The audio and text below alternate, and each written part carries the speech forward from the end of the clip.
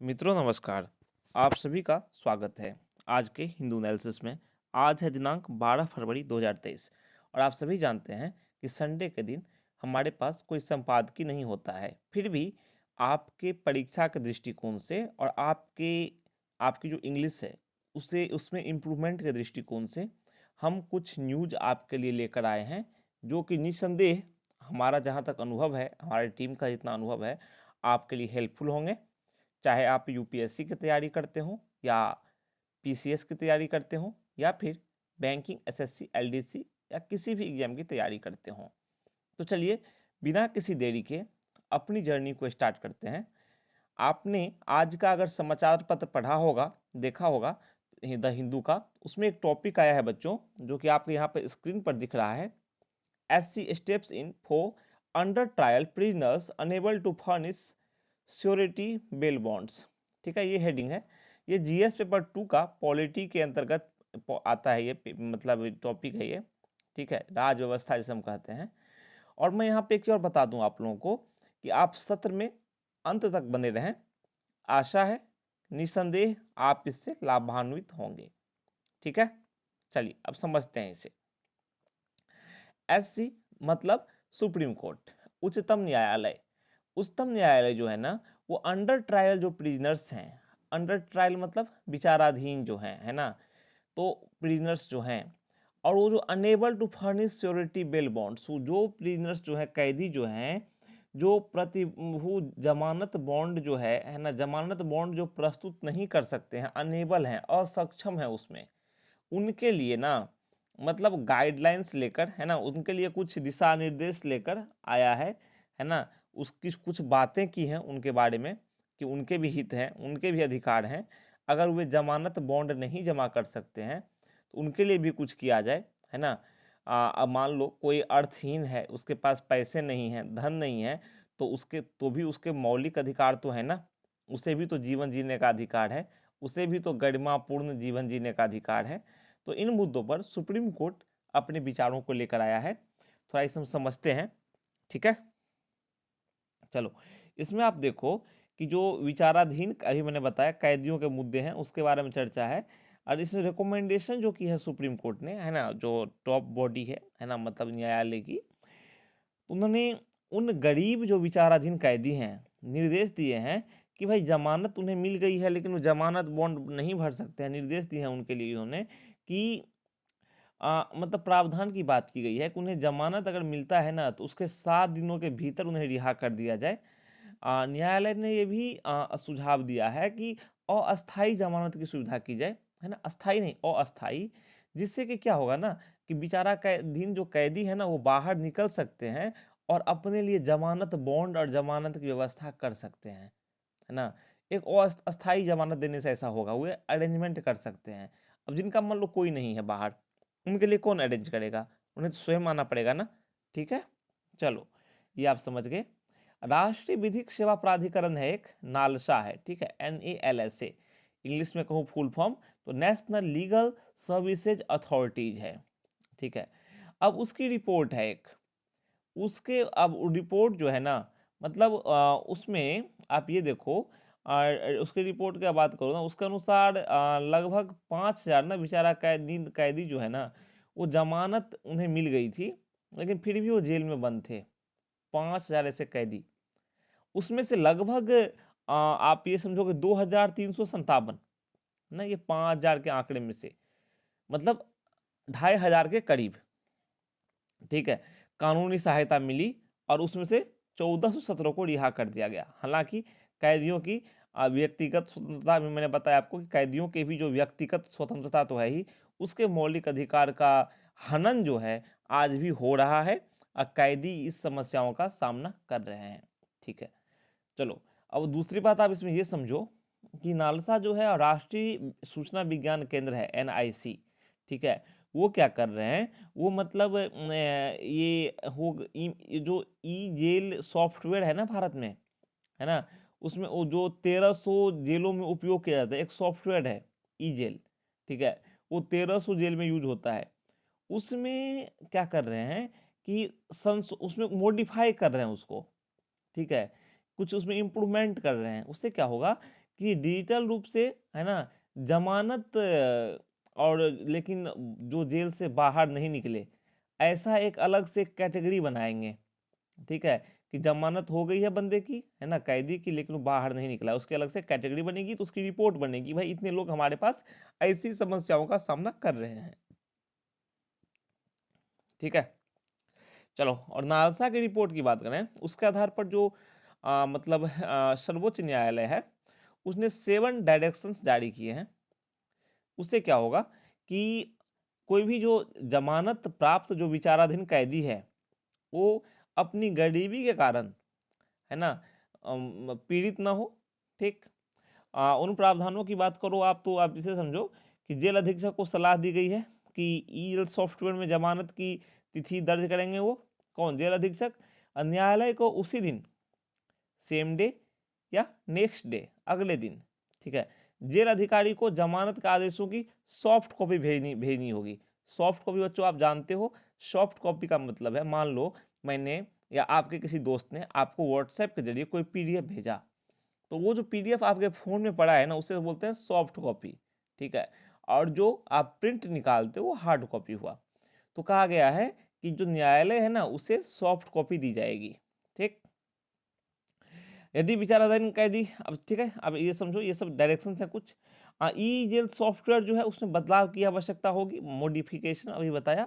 जैसे जो जैसे सचिव है ना, वो डीएलएसए को एक स्वचालित, है ना, मेल भेजना। ठीक है, यदि 7 दिनों में मतलब जो कैदी है वो जेल से बाहर नहीं निकल पाता, रिहाई नहीं हो पाती है, तो यदि जमानत देने के 1 महीने के भीतर जमानत बॉन्ड अगर प्रस्तुत नहीं किया जाता है, तो उस स्थिति में क्या होगा ना, तो न्यायालय जो है ना, वो स्वतः, है ना, इसे संज्ञान लेगा। ठीक है, और इस मामले को अपने अंतर्गत लेगा, और जमानत की शर्तों में ना संशोधन, है ना, की समीक्षा वो कर सकती है न्यायालय। ठीक है, तो ऐसे ही ये सब पॉइंट है। अब देखो, आप इसे इस तरह से समझ लो कि नालसा की रिपोर्ट जो है ना, उसके आधार पर जो शीर्ष न्यायालय है ना, सर्वोच्च न्यायालय है, उन्होंने उन गरीब विचाराधीन अर्थात अंडर ट्रायल कैदियों को, जिन्हें जमानत तो भाई मिल गई है लेकिन मतलब बाहर नहीं निकल पाए हैं, तो न्यायालय ने कई दिशा निर्देश जारी किए हैं, और इससे ये होगा ना कि इनके लिए काफ़ी बड़ी राहत है दो बच्चों, है ना। देखो, जो न्याय प्रक्रिया में जो खामियां हैं, ठीक है, तो उसको सुप्रीम कोर्ट उठा रहा है, उसे सामने ला रहा है, उस पर बिल्कुल समाधान की पहल कर रहा है, तो निस्संदेह यह बहुत बड़ी पहल है। ठीक है, न्याय व्यवस्था की। जमानत और जमानत बॉन्ड की व्यवस्था करने के लिए अस्थायी जमानत की सुविधा का सुझाव जो है, अस्थायी जमानत, ये तो और भी एक बेहतर एक तरह से पहल है। ठीक है, उसी के बारे में इसमें चर्चा की गई है। मैंने अक्षरशः आपको पूरा बताया, है ना, एज इट इज, इसमें क्या क्या बताया गया है इस टॉपिक में। ठीक है, तो आशा करता हूँ आप इसे पढ़ेंगे और आप भी इसे समझने का प्रयास करेंगे बच्चों, क्योंकि सेल्फ स्टडी से बेहतर और कुछ नहीं है। तो सेल्फ स्टडी तो आपको करना ही चाहिए, जहाँ तक मेरा मत है, मैं तो आपको हमेशा रिकमेंड करूँगा कि self study is the best medicine for you, है ना। अब देखो, अगला जो है ना, अभी हम जो करने वाले हैं, यह है मेमेलियन है। मैमल्स होते हैं, मैमल्स जो होते हैं स्तनपाई, तो mammalian spread of H5N1 and it's pandemic potential. देखो, H5N1, इसका जो स्तनपाई जो मतलब वो है, स्तनपाइयों में इसका जो प्रसार है इस वायरस का, और इसका जो पैंडेमिक पोटेंशियल है कि महामारी का रूप ये धारण कर सकता है कि नहीं, उसी के बारे में विस्तृत चर्चा इस टॉपिक में है। ठीक है, हम इसे समझेंगे आपके लिए। ठीक है, आप इसे डेफिनेटली, मुझे विश्वास है, आश्वस्त हूँ मैं, एक तरह से हमारी टीम भी आश्वस्त है, जो कंटेंट अभी आपको यहाँ बताया जाएगा, आप इसको, इसके इंपॉर्टेंट पॉइंट्स नोट कर लेंगे, है ना। आपको ना कुछ नोट करने हैं ना, तो वीडियो को आप रोक लो, ठीक है, और नोट कर लो, फिर वीडियो को स्टार्ट कर दो। ठीक, चलो अब समझते हैं कि इस टॉपिक में क्या है आपके लिए। ठीक है, तो आप यहाँ पर देखो कि यूपीएससी के दृष्टिकोण से ये हेल्थ का टॉपिक है। ठीक है, हाँ, इसमें देखो कि एवियन इन्फ्लुएंजा बर्ड फ्लू जो है एक अत्यधिक संक्रामक विषाणु जनित संक्रमण है, आप सभी जानते हैं। ठीक है, ये संक्रमण है, और ये होता किसे है, तो पक्षियों को ये होता है। ठीक, लेकिन आप देखो ये मतलब कम ही पॉसिबिलिटी होती है कि स्तनपाइयों को यह मतलब इफेक्ट कर सकता है और उनके बीच जा सकता है। ठीक है। एवियन इन्फ्लुएंजा वायरस जो है उसके कई सब वेरिएंट हैं। ठीक है, जो कम रोगजनक से लेकर अत्यधिक प्रकार के अत्यधिक रोगजनक प्रकार के हैं। और इसमें इसी सब वेरिएंट में से एक है H5N1। ठीक, अब देखो इसमें कि पक्षियों में जो है ये जो है गंभीर बीमारी का कारण बनता है। पक्षियां काफी विपरीत तरीके से प्रभावित होती हैं इससे। और यहाँ तक कि मैं बताऊं आपको कि पक्षियों की मृत्यु भी हो जाती है ना। पक्षियों की मृत्यु भी होती है इससे। और H5N1 जो है ना संक्रमित पक्षियों या दूषित वातावरण के कांटेक्ट में आने से मानव को भी संक्रमित कर सकता है। मतलब मानव संक्रमण भी हो सकता है इससे। तभी तो ये पैंडेमिक बनेगा, तभी तो इसका लेवल बड़ा होगा, ये आगे बढ़ जाएगा ये केस। ठीक है, चलो।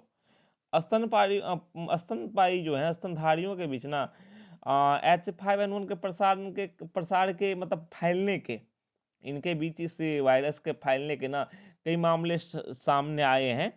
ठीक है, और मनुष्यों के बीच अगर बताया मैंने अगर प्रसार हुआ या मानव महामारी बना तो भाई चिंता तो होगी ही। ठीक है, ये इससे हम कैसे बच सकते हैं? मान लो जो संक्रमित पक्षी हैं उसके संपर्क में हम जाने से बचें। ठीक है, या फिर आप जैसे कि मान लो उसके हम प्रोडक्ट्स का यूज करने से बचें। ठीक है, या मान लो आप अब क्या है, मान लो पक्षियां जो है ना इनके रिजर्वोयर के रूप में काम करती हैं। जैसे चमगादड़ है, चमगादड़ कई विषाणुओं को, चमगादड़ में ना कई वायरस होते हैं। चमगादड़ जो होता है कई वायरसों का घर होता है। वैसे ही कई पक्षियां जो होती है ना, कई जो जीव होते हैं ना, वो कई विषाणु के घर होते हैं। उन कई विषाणु के लिए वो अनुकूल होते हैं। ठीक है, रूस के कैस्पियन सागर तट पर बात करें, लगभग 700 सील की सामूहिक मृत्यु की स्थिति देखी गई। 700 सील सामूहिक मृत्यु की घटना देखी गई। 700 सील मर गए, सोचो। ठीक है, अब वैज्ञानिकों को डाउट हो रहा है कि हो सकता है यह स्तनधारी में आ गया हो ये। ठीक है, क्योंकि कुछ महीने पहले इस क्षेत्र के जो जंगली पक्षी जो है ना उसमें H5N1 का केस आया था। वैज्ञानिकों को डाउट है और वो उसे चेक कर रहे हैं। इसी तरह आप देखो फरवरी 23 की बात है, पेरू में समुद्री लियोन और एक डॉल्फिन में इसके मामले दर्ज किए गए थे H5N1 के। ठीक, उसके अलावा बात करूं मैं, एक चिड़ियाघर में एक शेर की भी मृत्यु इससे हुई थी। ठीक, यूके ने H5N1 संक्रमण के कारण उद्विलाभ और मतलब लोमड़ियों के मौत की मामले की रिपोर्टिंग की थी। तो ठीक है, तो ये पॉइंट सब यहाँ पर सामने आपके लिए उभर के आ रहे हैं। ठीक है, ठीक, अब देखो H5N1 के प्रकोप के कारण ना आर्थिक प्रभाव भी कई सारे हैं। देखो, मान लो कोई पक्षियां इससे प्रभावित होती हैं, मान लो। ठीक है, तो पोल्ट्री उद्योग को भारी नुकसान होगा। अब जो पोल्ट्री उद्योग के व्यवसाय में लगा हुआ है उसे तो नुकसान उठाना पड़ेगा बच्चों। भोजन और टीके की सुरक्षा का खतरा होगा। अंडे का उपयोग आप नहीं कर सकते फिर। ठीक है, पशु कल्याण, पशु को भाई आपको पशुओं को मारना पड़ेगा ना, या पशुओं की मृत्यु हो जाती है मान लो, तो कल्याण की तो भावना खत्म हो जाती है यहाँ पर ना, तो पशु कल्याण को चोट पहुंचती है। ठीक, तो ऐसे ही प्रकोपों की बात है। H5N1 जो एवियन इन्फ्लुएंजा विषाणु का पहला जो मामला है विश्व की बात करूं, 1996 की बात है, जब चीन के एक बत्तख के फार्म में पाया गया था ये। इसके बाद 97 में हांगकांग के पोल्ट्री फार्म में इसका बड़े स्तर पर प्रकोप देखा गया। और यह मानव आबादी के बीच में भी इसका फैलाव देखा गया, जिससे कि 6 लोगों की मृत्यु हो गई और 18 के आसपास लोग संक्रमित हुए थे। 2004 की बात करूं तो एशिया के कई देशों में इसका प्रकोप हुआ। परिणाम स्वरूप यह एक तरह से ग्लोबल प्रकोप की में फैल गया। ठीक है, कई यूरोपीय और एशियाई कंट्री हैं, वहां से भी ऐसी स्थिति आई। ठीक है, 2020 की बात करूं तो 2344 नामक एक नया स्ट्रेन जो है वो मतलब समाचारों में आया। और यह जो है ना वो स्ट्रेन जो है ये वाला भी मैंने जो बताया आपको, ठीक है, 2.3.4 4B जो बताया, ये अफ्रीका, यूरोप, एशिया और आगे चल कर के ये उत्तर मतलब अफ्रीकी क्षेत्र में फैल गया ये उत्तर मतलब अफ्रीका में आप उत्तर सॉरी अमेरिका में ये 2021 में था और दक्षिण अमेरिका में 2022 में फैल गया था। ये यह पाया गया कि स्पेन में पिंक फार्म से अनुक्रमित जो H5N1 था उसमें कई म्यूटेशन हुए थे। ठीक है, तो इसे हमें समझना पड़ेगा। साथ ही मतलब मान लो प्रकोप हो गया, ठीक है, अब पक्षियां प्रभावित हो गई, तो बचाव किस तरह से होगा? बचाव होगा कि पोल्ट्री का टीकाकरण हो, ठीक है, प्रभावित पशुओं को मतलब क्वारंटाइन अलग से रखा जाए, उन्हें मारना तो पड़ता ही है, ठीक है। पक्षियों के आप संपर्क में आते हो तो सुरक्षा उपकरण का प्रयोग करो, ठीक है। पक्षियों और अन्य पशुओं का बेहतर निगरानी आपको करना ही पड़ेगा। तो ये सब कुछ उपाय हैं और हम इस तरह इन सब से हम निपट सकते हैं, ठीक है। तो ये हेल्थ का टॉपिक था हम लोगों के लिए, ठीक। हम इसे पढ़ेंगे, इसे समझेंगे, आपके परीक्षा के दृष्टिकोण से काफ़ी इम्पोर्टेंट है। आशा करता हूँ आप समझेंगे इसे। अगला टॉपिक जो है बच्चों, ये मिलेट्स की बात हो रही है। फॉर अ हेल्थियर फ्यूचर, मतलब स्वस्थ भविष्य के लिए जो मोटा अनाज है ना, उसका योगदान क्या है। इकोनॉमी से आप ले सकते हो इसे, ठीक है, अर्थव्यवस्था से आप इसे ले सकते हो। अब यहाँ पर आप देखो कि मोटे अनाज जो है ना, उसका इंपॉर्टेंस आपके लाइफ में क्या है। अब देखो, आप ना उपभोग क्या करते हो, आप कंज्यूम क्या करते हो, आप कंज्यूम कर जो करते हो उसका कंज्यूम जो आप करते हो, उस कुल कैलोरीज आप कंज्यूम करते हो, उसका जो आधा जो है ना, मक्का चावल और गेहूं से आपको मिलता है, ठीक। मनुष्य जो है, मानव जो है, अपनी जो मतलब न्यूट्रिशनल जो नीड्स हैं, पोषण संबंधी जो आवश्यकताएं हैं, उसके 80% भाग के लिए 13 फसलों पर निर्भर है, ठीक। और जलवायु परिवर्तन से जो है वर्षा और जो एक्सट्रीम वेदर की घटनाएं हैं, उसके कारण क्या है ना, ऐसे ऐसे फसलों की सूची घट जाएगी, ऐसी फसलें नहीं हो पाएंगी। मौसम खराब होगा तो कुछ फसलों को समस्या आएगी, ठीक है, कुछ फसलें इसमें सर्वाइव नहीं करेंगी। देखो जलवायु परिवर्तन हो रहा है, कभी सूखा हो रहा है तो कभी बाढ़ ही आ रही है, ठीक है। तो ऐसे में कई फसलें जो हैं वो सर्वाइव नहीं कर पाएंगी, ठीक है। तो इसलिए आवश्यक ये हो जाता है कि वर्तमान समय में हम क्या करें। तो मोटे अनाज जो है ना, उस पर ध्यान देने की बात हो रही है। अब मैं एशिया अफ्रीका की बात करूँ, मोटा अनाज जो है वो 10,000 से अधिक वर्षों से मुख्य भोजन रहा है। मोटा अनाज जो होता है बहुत समृद्ध होता है। मैंने पिछले टॉपिक में भी बताया था आपको, एक क्लास में बताया था कि मोटा अनाज जो है ना बहुत ही मतलब न्यूट्रिशनल होता है, प्रोटीन मिलता है आपको, विटामिन बी मिलता है, उसके बाद फिर कई धातु आयन होते हैं। इसके बाद इसमें ना मतलब जो कि चावल गेहूं सब में नहीं होता ये सब, ठीक है। अब ऐसे समझो इसे, अगर कृषि कल्याण मंत्रालय के बात करूँ ना, तो भारत में प्रत्येक वर्ष लगभग 13 मिलियन मीट्रिक टन मोटे अनाज का प्रोडक्शन होता है। भारत दुनिया में मोटे अनाज का सबसे बड़ा प्रोड्यूसर है, उत्पादक है। और भारत के स्थान के बाद अगर बात करूँ तो चीन और नाइजर का स्थान आता है, ठीक। खाद्य और जो कृषि संगठन है उसने 2023 को अंतर्राष्ट्रीय मोटा अनाज वर्ष डिक्लेयर किया है। भारत इस दिशा में कई पहलें कर रहा है, ठीक। चलो हम इसे समझें तो मतलब जलवायु परिवर्तन के सामने जो है ना, मतलब उससे जो हम पूरी दुनिया व्यथित है ना, कई तरह की समस्याएं सामने आ रही हैं।